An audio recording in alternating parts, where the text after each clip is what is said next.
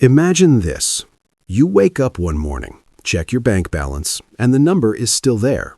Same digits, same commas, same sense of security. But when you try to use it, nothing works. The ATM says temporarily unavailable. The bank branch is closed, and the price of bread has doubled since yesterday. This is the moment every economic collapse looks the same. Not an explosion, not a headline, just the quiet realization that the system you trusted has stopped recognizing your money as real. And here's the uncomfortable truth nobody tells you. In real economic collapses, most assets don't slowly decline. They don't recover in the long run. They don't bounce back with patience and discipline. They go to zero. Functionally, psychologically, sometimes literally.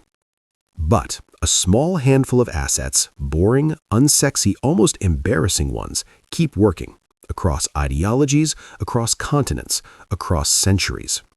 Today, we're doing a forensic audit of collapse. Not recessions, not bear markets. I'm talking Weimar Germany, Argentina 2001, and Zimbabwe.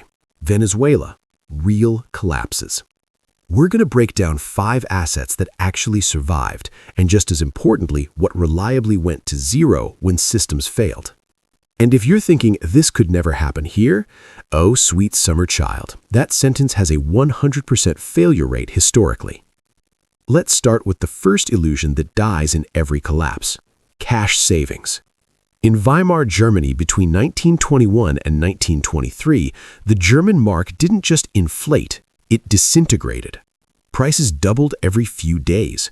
By late 1923, inflation hit roughly 29,500% per month, according to German Reichsbank records and later IMF reconstructions. People weren't losing purchasing power, they were losing time. Workers were paid twice a day so their spouses could sprint to markets before prices changed again. Children built kites out of banknotes because they were cheaper than paper. And here's the key detail most summaries skip. If you had cash savings, not speculative stocks, not businesses, just diligent savings in a bank, you were annihilated. Middle-class families who did everything right were wiped out completely. But farmland? Farmland didn't care about exchange rates. A hectare of productive land still grew wheat, still fed people, still generated barter power. Historical accounts from rural Germany show landowners weren't rich in currency terms, but they were fed, sheltered, and economically relevant. Cash became a melting ice cube. Farmland stayed solid. This pattern repeats so reliably it's almost boring. Which brings us to Argentina 2001. Argentina didn't collapse because people were reckless savers. It collapsed because the system ran out of credibility. By December 2001, the government imposed the corralito. Bank withdrawals were frozen.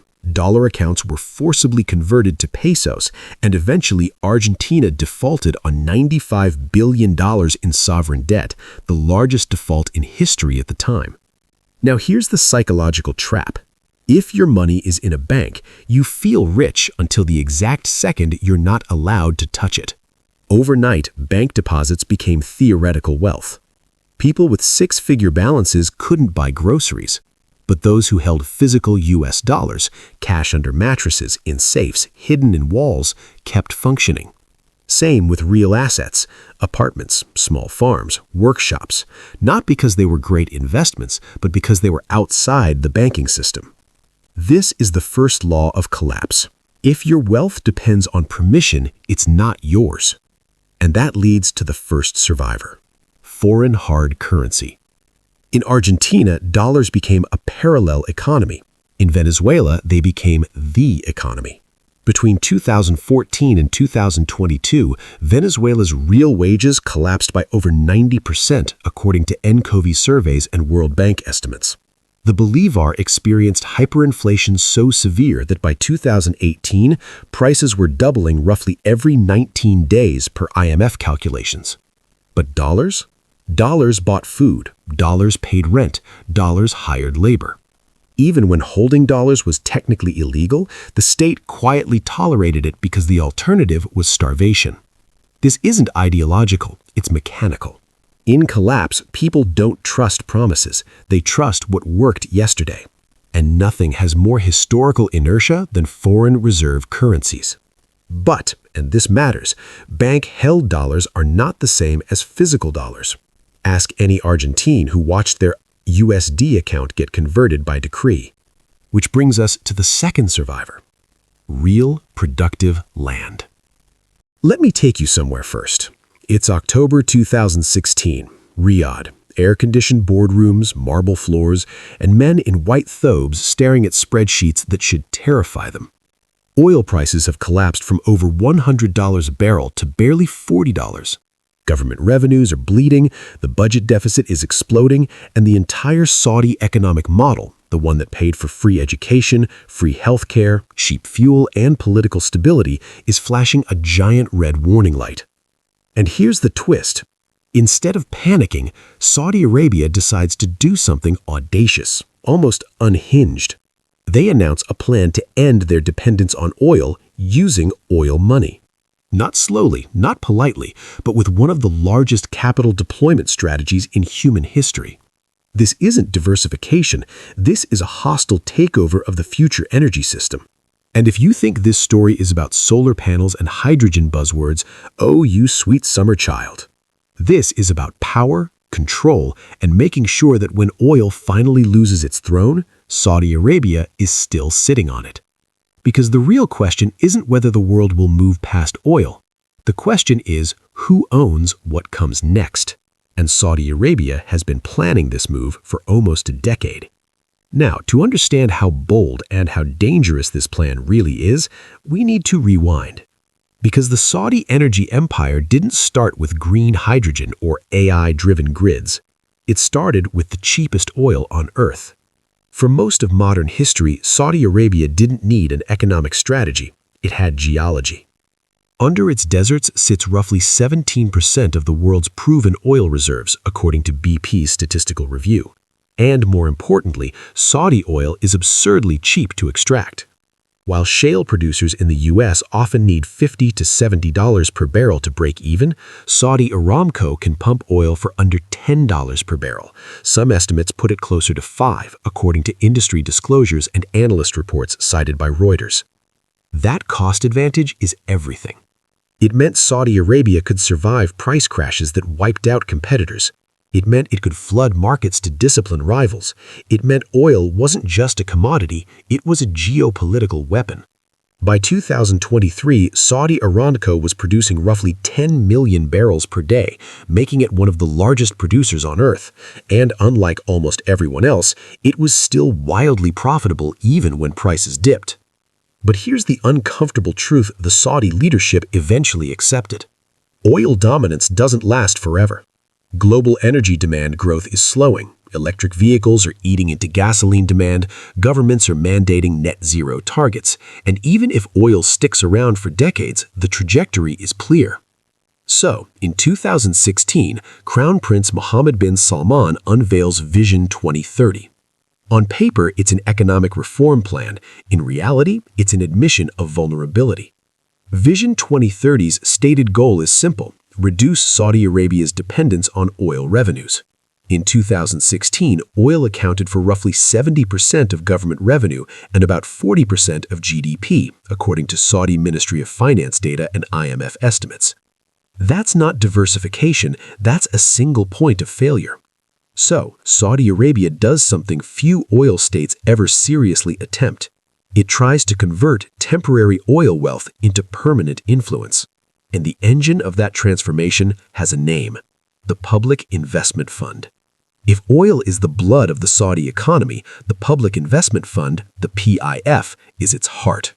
In 2016, the PIF was a relatively sleepy sovereign wealth fund with assets under $200 billion. Fast forward to 2024, and its assets exceed $925 billion, according to PIF disclosures and Bloomberg reporting. The target? $2 trillion by 2030. That would make it one of the largest pools of capital on the planet, rivaling Norway's government pension fund and surpassing most hedge funds, pension funds, and private equity giants combined. But here's what makes the PIF different. It's not just investing for returns, it's investing for leverage. The PIF buys stakes in global companies, builds domestic industries from scratch, and pours capital into sectors that define the next energy era. Renewables, hydrogen, batteries, AI, grid infrastructure, and critical minerals. Think of it less like a retirement fund and more like a geopolitical venture capitalist with infinite patience and oil-backed cash flow. When oil prices spike, the PIF gets stronger. When oil prices crash, Saudi Arabia cuts domestic subsidies and keeps investing anyway. This is long-game capitalism.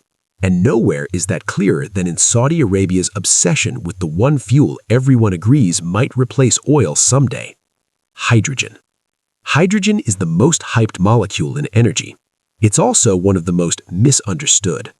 In theory, hydrogen is a dream fuel. Burn it and the only emission is water vapor. Use it in fuel cells and you get electricity. The flagship project is NEOM's green hydrogen plant, a joint venture between NEOM, Air Products, and Aqua Power. The price tag?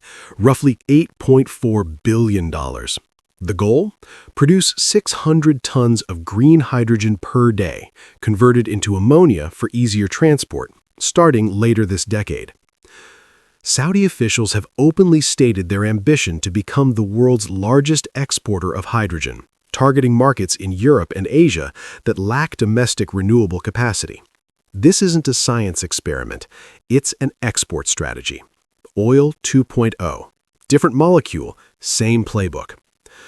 But hydrogen is only one piece of the puzzle, because Saudi Arabia isn't just trying to sell future fuels, it's trying to own the system that delivers them. Now we need to talk about NEOM, because NEOM is where this story stops sounding like economics and starts sounding like science fiction. NEOM is a planned megacity in northwestern Saudi Arabia with a projected cost of $500 billion, $500 billion. That's more than the GDP of countries like Greece or New Zealand. And NEOM isn't just a city, it's a laboratory. The Line, a 170-kilometer-long linear city with no cars. Oxagon, a floating industrial hub. Trojena, a desert ski resort, because of course. But beneath the flashy renderings is something far more important: energy infrastructure. NEOM is designed to run on 100% renewable energy, powered by massive solar and wind installations.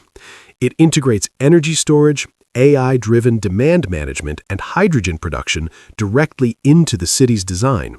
This is crucial, because whoever masters the integration of renewables, storage, grids, and hydrogen doesn't just produce energy, they control energy reliability. And reliability is the Achilles heel of renewables.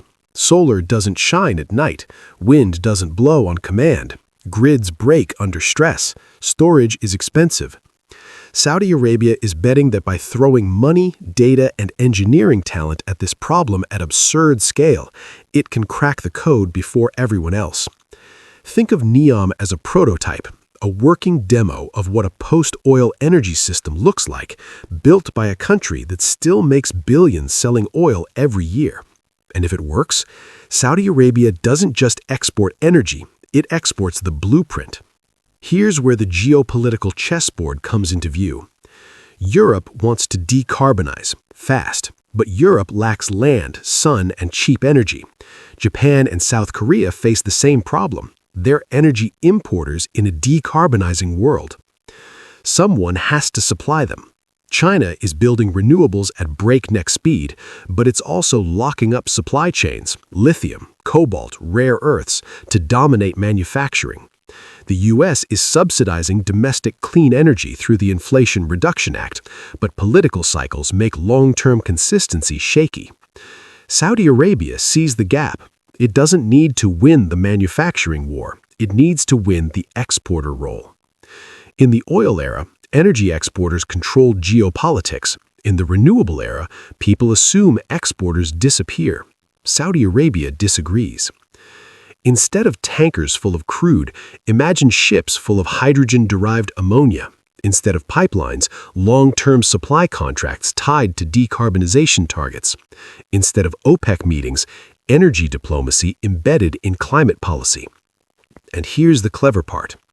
As long as oil still matters, and it does, Saudi Arabia uses oil revenues to finance this transition. In 2022 alone, Aramco reported profits exceeding $160 billion, according to company filings, one of the largest annual corporate profits ever recorded. That money doesn't vanish. It gets recycled into the PIF, into hydrogen plants, into grids, into foreign assets. Oil becomes the seed capital for its own replacement. That's not irony, that's strategy. But let's not romanticize this. This plan is risky, hugely risky. Hydrogen might not scale the way Saudi Arabia hopes. Battery technology might leapfrog it. Nuclear fusion might rewrite the rules. Energy transitions are notoriously unpredictable. NEOM itself faces delays, cost overruns, and skepticism from engineers who quietly wonder if the timelines are fantasy. Bloomberg has reported that parts of NEOM have been scaled back as reality set in. And then there's the human side. Vision 2030 isn't just solar panels and investment funds. It's subsidy cuts, new taxes, labor reforms, cultural upheaval. The social contract that traded welfare for political quiet is being rewritten in real time. Some Saudis benefit enormously. Others feel left behind. This isn't a clean transition. It's a controlled demolition followed by rapid reconstruction, and those are never painless. But here's the uncomfortable reality for everyone else watching from abroad. Saudi Arabia is doing something most petrostates talked about for decades and never actually did. It's converting finite resource wealth into diversified, global, future-facing power. Most oil states burned the money. Saudi Arabia is trying to invest it. So let me ask you something. When oil demand finally peaks, whether it's in 2030, 2035, or later, who do you think will be better positioned? Countries that waited for the transition to happen to them, or the one that used oil profits to quietly buy stakes in the system replacing it? This is why Vision 2030 isn't really about 2030. It's about 2050, 2070, the day oil stops being king. Saudi Arabia doesn't want to be a museum economy, rich in history, irrelevant in power. It wants to be indispensable. Different fuel, same leverage. And whether you admire it or fear it, one thing is clear. The future of energy is being built right now, and Saudi Arabia is determined to own a piece of it. If you want to understand how energy, money, and power really work, not the PR version, you're in the right place. Hit the like button before oil prices remind you who still runs the world. And if you think hydrogen is hype or destiny, drop a comment. I'm genuinely curious. Next time, we're diving into how Norway turned oil money into the world's most disciplined sovereign wealth fund and why almost no one else pulled it off. Because in the end, resources don't decide your future. What you do with them does.